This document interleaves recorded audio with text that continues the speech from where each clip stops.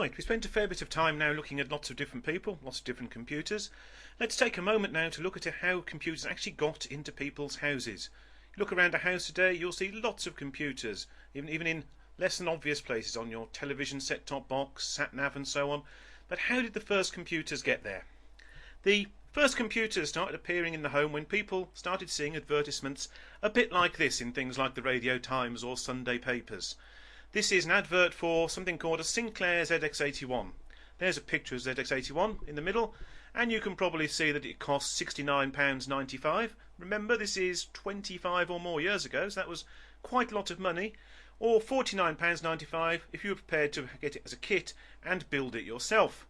At the top of the picture there you can see the display, which was just a standard television set. And I like over on the right hand side it says you can purchase a 16k byte RAM pack for massive add-on memory. That's 16k, and just think how much MP3 you would get on that, or how much you would get on a little USB storage device. So, who was behind this? The man behind this is this chap here, the old one to the back, fairly obviously. That's Clive Sinclair, or Sir Clive Sinclair as he is now. Sinclair is a famous British inventor. He was born in the 1940s and he's still going now, inventing things. His latest invention is a folding tricycle. But he's always been inventing different things and been fascinated by aspects of miniaturization. In 1972 he produced the world's first reasonably portable pocket calculator, although it's still plugged into the mains, but it was portable. He was fascinated for many years about how to produce a television people carry around with them or keep in their pockets. But he first came really to the public's attention when he produced the ZX81. There it is. It's not the most exciting looking thing, but it was the first computer that people could afford to have in their own home. It used a television for display, it was black and white, and you could store your programs on standard audio cassette tapes. So you could actually do proper computing, and obviously there was an implementation of Space Invaders and other popular games at the time, and this really was quite exciting. It was in fact the first computer I ever used. If you'd had a ZX81, eventually you graduated on to one of these, ZX Spectrum, which is a colour machine now. It would actually do colour graphics, and it would play more and more exciting games. If you want to try some of these games, if you Google for Spectrum emulator, you can find online sites now where people have loaded up the old games, and people do really quite enjoy getting on and playing them, so remembering what it was like gaming in about 1985, 1986, before we had anything like the computer power we've got now. Clive, of course, had a competitor, and his competitor was American, or American-Polish. This is Jack Tramiel. Tramiel had a very unpleasant early life. He was born in Poland, and the Nazis in the Second World War put his family in a concentration camp. He ended up in a labour camp.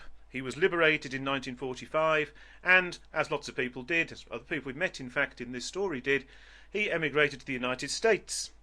Once in the United States, in the early 50s, he opened up a typewriter repair shop, and this eventually became a company called Commodore, or Commodore Business Machines, which became the main competitor for Sinclair and the other companies producing home micro machines.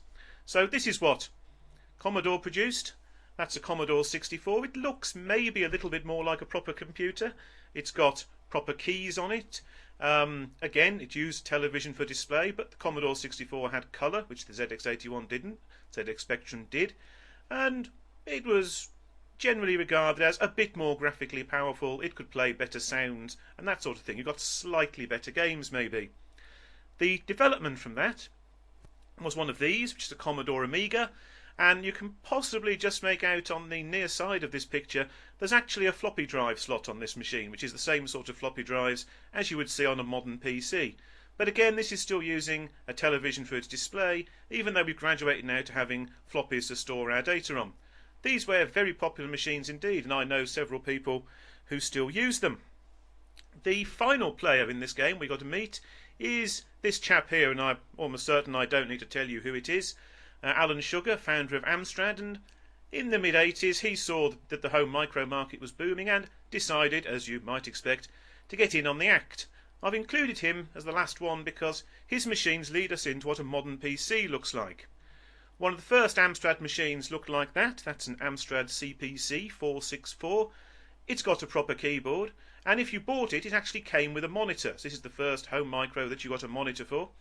You can see on the edge of the machine there, the right hand side, there's a cassette deck, so it's still using cassettes to store its programs, but it looks like almost like a real computer. Amstrad sold a lot of these over quite a large number of years. And then the final machine they produced was one of these. This is an Amstrad PC1512, and it's a especially dear machine to me because it was the first ever computer someone gave me in this university to work with when I started a number of years ago, and I think you'll agree, it looks like a modern PC. There's a mouse there now, we've got a proper separate keyboard, we've got a monitor, the display's in colour, there are some drives on the front, they're floppy drives, but there's probably a small hard drive inside the machine, but it looks like a proper PC. So suddenly, normal people could afford to have a PC in their own home, and something that we would now recognise as a PC.